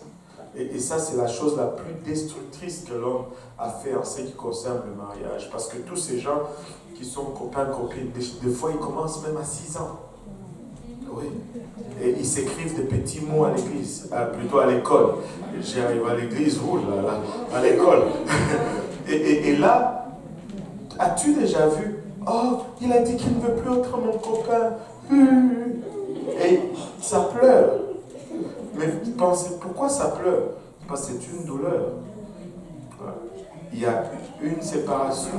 Et puis il va y avoir un autre copain. Et puis il va y avoir une autre séparation. Ça va pleurer un peu. Et puis après, ça a appris à se séparer sans problème. Et quand ça arrive dans le mariage, pour un petit rien, ça se sépare. Ça a déjà pratiqué à se séparer toute la vie.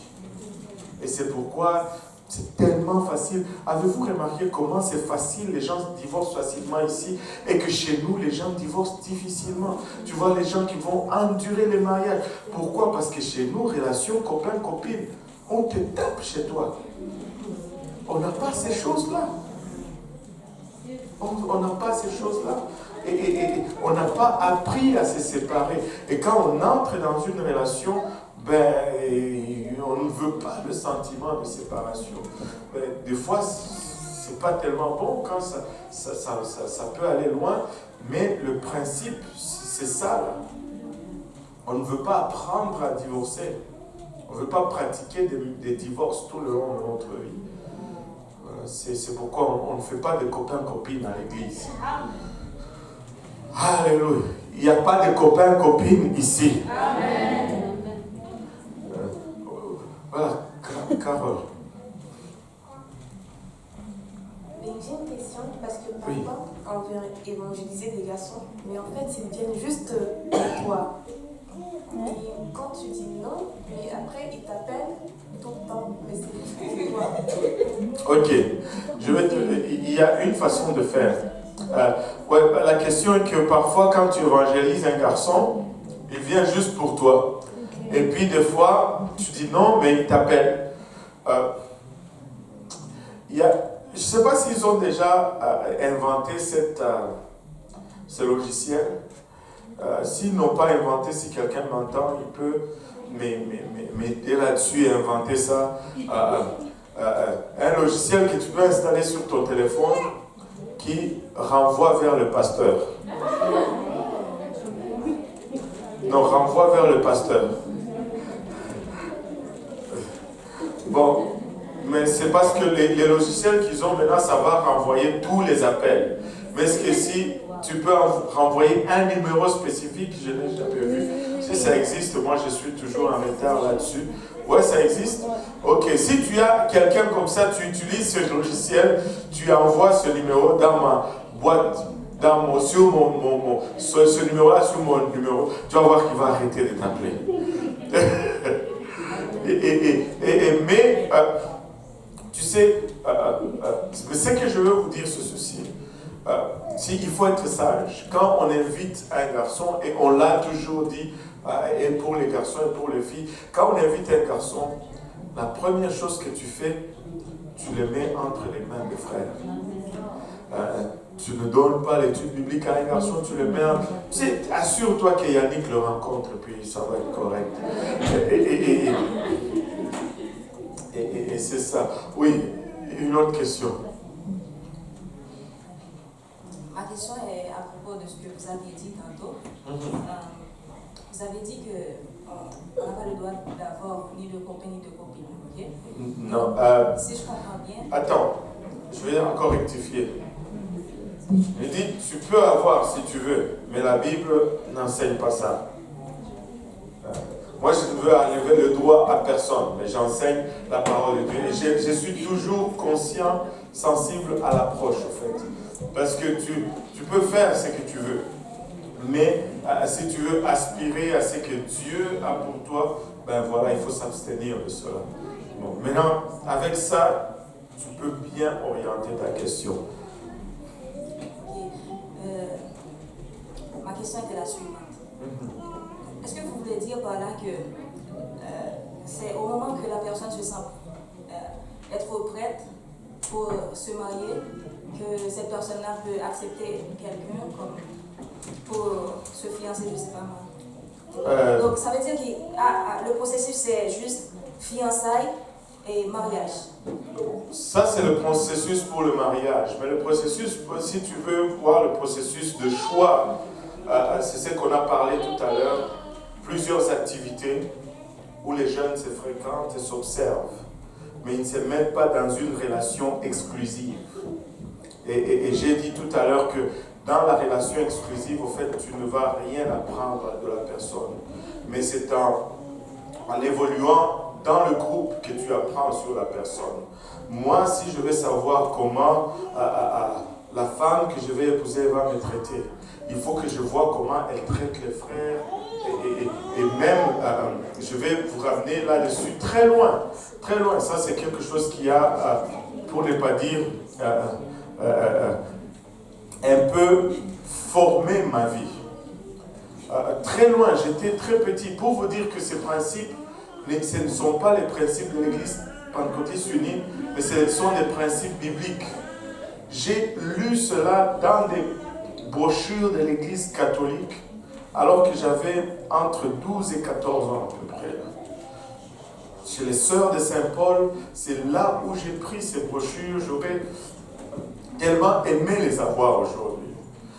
Que la place où tu observes quelqu'un, ce n'est pas dans une relation exclusive. Parce que la personne ne va pas mieux te traiter qu'elle ne traite ses frères et ses sœurs.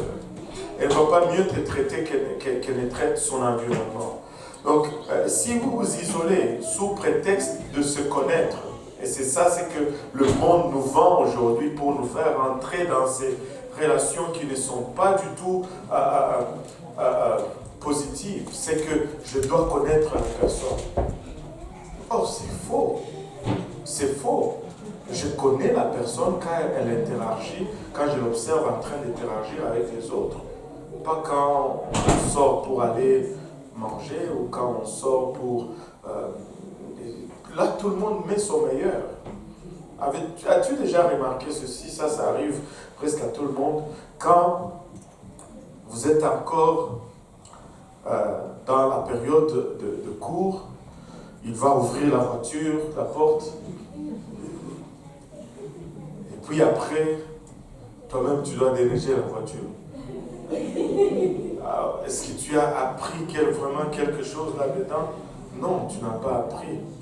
Oui, je crois que tu sais, quand tu arrives, tu es dans une communauté comme ça, tu vois les gens, comment les gens interagissent, et que tu arrives à une place où tu dis, bon, là je dois commencer maintenant à considérer le mariage. C'est là que je commence à dire, ouais, je vais regarder telle personne, sinon ça ne sert à rien. Ça ne sert à rien. Sinon, quand est-ce que je fais les copains-copines? À quel âge, au fait? Ça ne sert vraiment à rien. Vraiment à rien. Les copains-copines, c'est un grand nom. C'est une relation très destructive. Très destructive, qui n'apporte rien, absolument rien de positif. Rien de positif.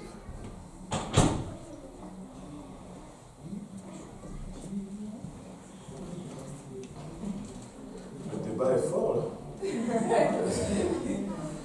Il y avait une autre question? Oh, Marie-Carmel en arrière.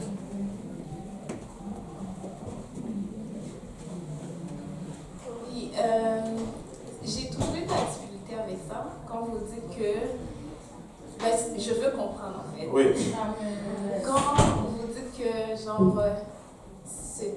pense que c'est ça. Ce n'est pas bien pour une femme, genre qu'il y a trop d'hommes après elle, parce que ça donne une mauvaise image. Mais je me dis... Oui, je me dis admettons que pour une femme dans l'église, genre 5 hommes vont voir le pasteur, mais la femme, elle ne sait pas. C'est pas la faute de la femme, genre c'est... Non, parce que je ne sais pas si je dis que ce n'est pas bon pour une femme qui ait trop d'hommes. Non, c'est pas ça. Si une femme court après trop d'hommes, ça c'est pas bon. Tu ne peux pas contrôler les décisions des autres. Si 12 personnes t'aiment, toi tu n'as rien fait là. C'est comme, c'est leur problème. Mais quand ça devient ton problème, ça c'est autre chose. Tu vois, je ne parle jamais de ce que moi je t'adresse toi. Donc il ne faut pas que tu crées plusieurs situations là. Il ne faut pas que tu aies plusieurs dossiers. C'est pas bon. Et comment toi ça peut devenir ton problème, c'est que si la première vient, tu dis oui ou un non qui est oui, et là, tu sais, on commence à faire un dossier, et puis un autre qui vient, c'est pas un non, et puis on fait un autre dossier. Là, tu as généré les dossiers, mais si toi déjà, tu les casses, bon, on n'a pas généré des dossiers. On n'a pas généré des dossiers. Et quand un homme vient me voir, je vais vous dire, moi je dis toujours 2 réponses. Si la personne, si je vois qu'il te reste 4 ans d'études, je dis écoute, c'est pas le moment. Ou si je vois que la sœur vient il y a 2 semaines qu'elle est entrée à l'église, et là toi tu veux l'épouser, non, ça non plus, ça ne marche pas. Ça ne marche pas. Donc on attend. Je dis attends. Je ne dis pas non, c'est pas elle. Je dis on attend. Et avec le temps, tu sais, Dieu va montrer des choses qui vont indiquer c'est ça ou c'est pas ça. Mais voilà. Donc tu ne sauras même pas qu'il est venu s'il ne t'a pas contacté. Mais si c'est toi qui l'as envoyé vers moi, c'est-à-dire que tu lui as donné peut-être un oui masqué. Sinon, tu vas lui dire non. Oui, Viviane. Juste pour savoir. Oui, juste pour savoir.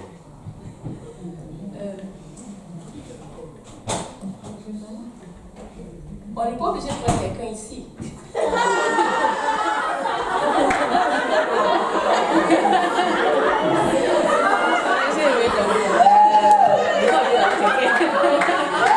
Réfléchir avant de bombarder. Bon.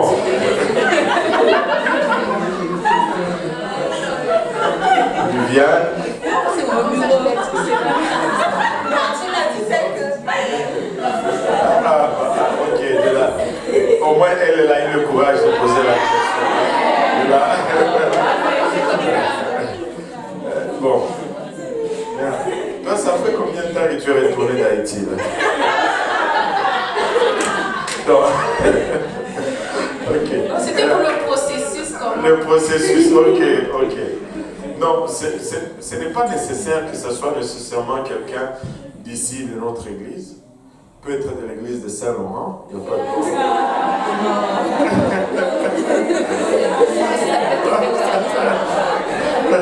Non, ce que je veux dire, c'est que ce n'est pas tellement qu'il vient ici, c'est qu'il faut qu'il, comme on a dit des fois, il peut venir ici, mais il n'est même pas dans le Seigneur.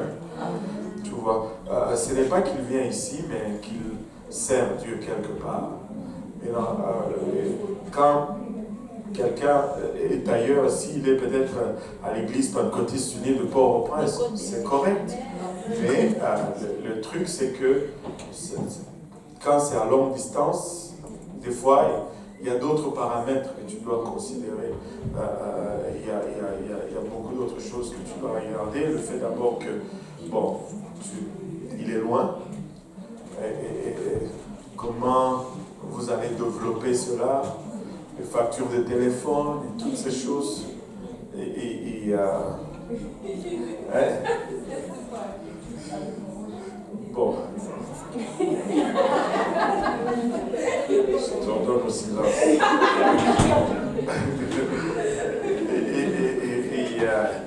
Il y a aussi le fait, tu sais, ça te prend que tu te rassures qu'il sert vraiment Dieu. Et quand c'est à distance, c'est un peu compliqué à se rassurer de certaines choses. Parce que quand c'est à distance, c'est plus facile de bien passer. Quand c'est à distance, c'est facile de bien paraître. Et quand c'est proche, c'est plus facile d'identifier beaucoup de choses. Le défi est juste un peu plus grand. Oui, en arrière. J'ai une autre question. Oui. Ma question, c'est comme il y a certains hommes qui, comme parfois, ils veulent juste te connaître sans qu'ils ne veulent pas de mariage.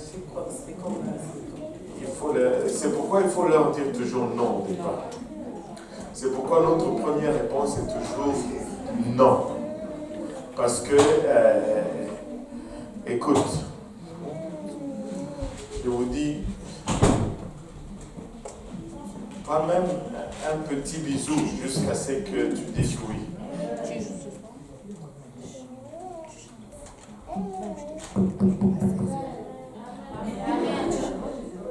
Pas même un petit bisou jusqu'à ce qu'ils disent oui. Sinon, pourquoi on va dire que le marié embrasse maintenant la mariée? Tu as déjà volé l'affaire à plusieurs reprises là-dehors. Ce moment, c'est pour ça. Alors, oui, Kelly, tu as une question? On va essayer de faire la dernière question. Et après cela, la sœur Solange va nous parler pendant 5 minutes, 10 minutes, 15. Elle va seulement parler. Ok.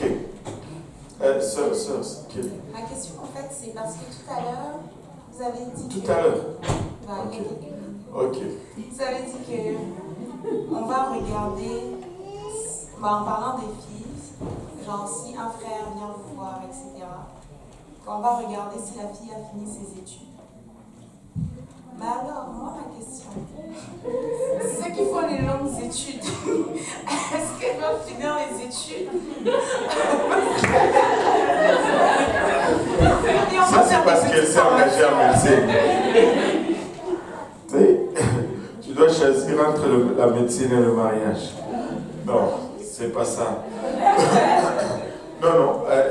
Écoutez, il y a des principes qui sont... c'est ça le principe de base. C'est qu'on finit les études et puis on se marie. Mais on comprend que si l'homme a déjà fini les études et qu'il travaille, on peut se marier. On a déjà eu des cas où des gens qui étaient assez matures, et la plus grande question c'est la maturité, des gens qui étaient assez matures et ils étaient 2 étudiants et ils étaient mariés, mais ils sont passés à travers. Mais le problème c'est la maturité. Quand tu vis, tu es aux études, là, tu dépends de qui? Moi, j'étais aux études, je dépendais sur moi-même et j'aidais mes parents. Mais la plupart d'entre vous, vous êtes aux études, mais ce sont vos parents qui vous supportent. Du temps que tu es sous tutelle de tes parents, ça ne marche pas. Montre que tu peux tenir une maison, tu peux gérer ta vie. Là, on va parler de ça, que tu sois étudiant ou pas, ce sont des repères qu'on se donne, parce qu'on se dit, quand tu finis les études, tu commences à travailler, là tu prends soin de ta famille que tu veux fonder. Et c'est juste le basique. Mais au-dessus de cela, la question, c'est la maturité. Maintenant, c'est souvent, c'est peut-être plus facile souvent quand l'homme travaille déjà et que la femme est encore aux études, ça passe plus facilement. Mais quand c'est la femme qui travaille et que l'homme est encore aux études, ça c'est quand même un peu le monde à l'envers. Tu vois. Donc moi, si deux étudiants veulent se marier et que, tu sais, il vit déjà chez lui, il supporte ses études, il travaille, il va à l'école. Écoutez, c'est devenu un peu différent de nos jours. Ce n'est pas pour se lancer des fleurs, mais moi je vais vous dire ceci. Quand j'allais à l'école, j'ai travaillé 2 jobs. J'ai travaillé 2 jobs parce que je devais supporter mes études et puis je devais penser un peu à ma famille. Et j'ai travaillé comme serveur et puis j'ai travaillé comme patrouilleur à la SPCA. J'ai travaillé comme vendeur de fruits et légumes au marché Jean Talon, mais il fallait que ça rentre. Et tu ne peux pas comparer ça. Le standard aujourd'hui, on dirait que bon, j'étudie, je ne peux plus rien faire. Il y a une baisse un peu dans la responsabilité, dans le sens de la vie. Et quand il n'y a pas cela, on ne peut pas vous lancer dans le mariage si on n'observe pas encore, on vous déconseille en fait. Mais il y a des gens qui sont là qui, écoute, déjà, leur famille dépend d'eux. Tu ne peux pas leur dire qu'ils ne sont pas matures. Donc c'est différent. C'est différent. Il y a beaucoup d'entre vous qui êtes étudiants étrangers. Et c'est papa et maman qui doivent t'envoyer les frais de l'école, le loyer, la nourriture. Et puis toi, tu veux te marier. Tu penses qu'il va aussi t'envoyer l'argent pour ta femme et ton bébé que tu vas avoir? Non, ça ne va pas. Il veut bien acheter des cadeaux, mais il ne veut pas vous prendre en charge. C'est juste cette maturité, cette responsabilité que tu dois démontrer. Et une des façons efficaces de le démontrer, c'est de finir l'école, de trouver un travail, de trouver un appartement et d'être dépendant. D'être, pas dépendant, mais dépendable. Dépendable, je n'aime pas indépendant. On peut dépendre de toi. On peut dépendre de toi. On peut compter sur toi. Voilà. Dernière question, ça revient. C'est le gars qui tout l'appartement ou c'est là?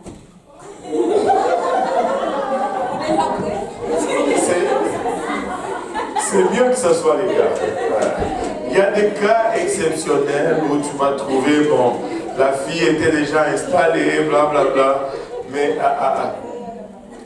tu sais, moi je suis encore de cette pensée que l'homme reste l'homme. Amen.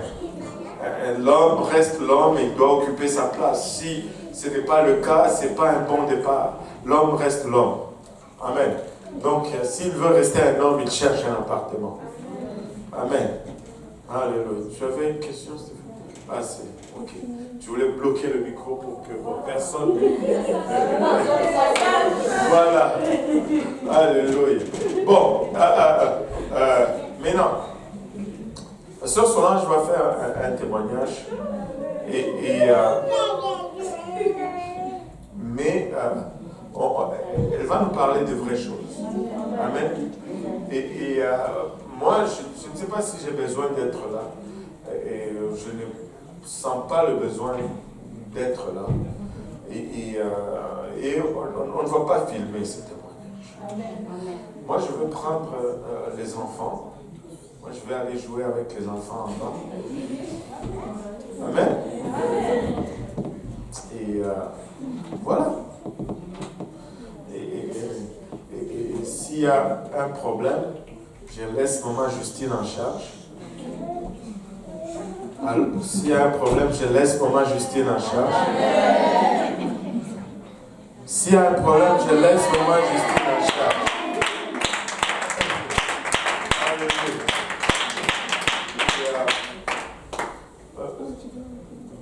Mais non,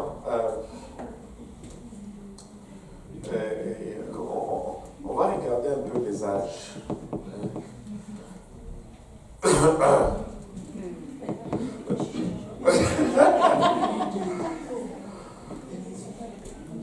Bon,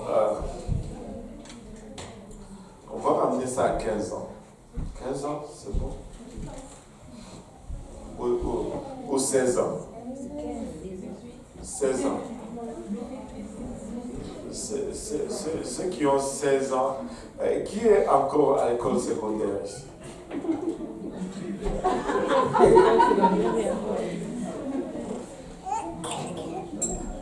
Bon, on va amener ça à 16 ans. Ceux qui ont 16 ans et moins, vous allez venir avec moi. Amen. On va aller dans le sous-sol, on va aller jouer avec les gars qui ont déjà fini. Moi, je vais vous parler. Hein? Amen. Ne mentez pas sur l'âge. Stéphanie Nicolas, tu as quel âge?